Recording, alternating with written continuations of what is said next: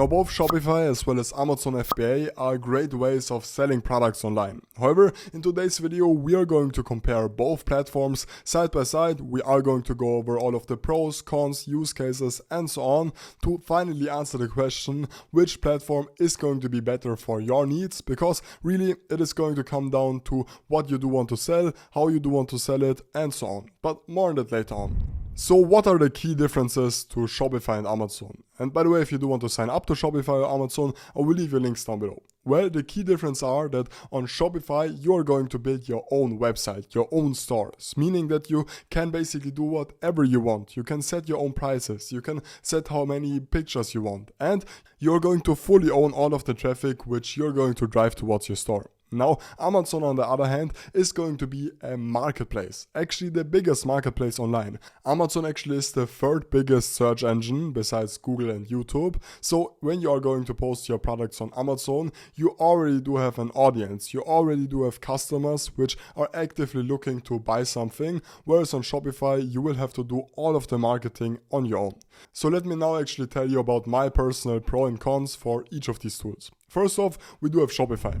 Now, this is how the dashboard is going to look like. On Shopify, everything is super customizable. However, the key difference once again is going to be that you will have to basically build up your own store. Now, Shopify then actually also has their own app store where you can then integrate all sorts of different apps like TikTok, Google, GLS, Parcel Panel, Sendbird. And basically you can use this app store to customize your whole store. Shopify does also offer website themes, meaning that you can just use any of the free themes right here to create a stunning website within a few clicks. And actually, I have a completely free e-com course which you guys can take. I will leave you a link down below. The course is going to help you to build up your first Shopify store for completely free.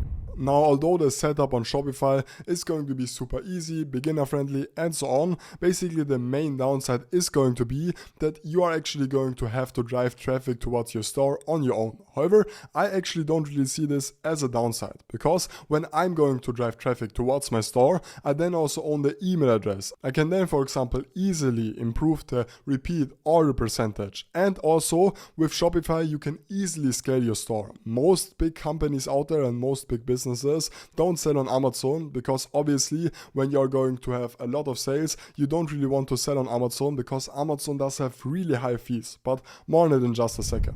So let's now actually go over Amazon. Now the key upside is going to be that Amazon does offer in-house fulfillment. So you will have to simply ship your products onto Amazon and they will then, for a fee, actually send out the products using Prime. So this is basically the fastest way of shipping products online. Even if you are going to work with third-party fulfillment centers on Shopify, you aren't going to get as fast shipping times as on Amazon by using the Amazon FBA thing right here.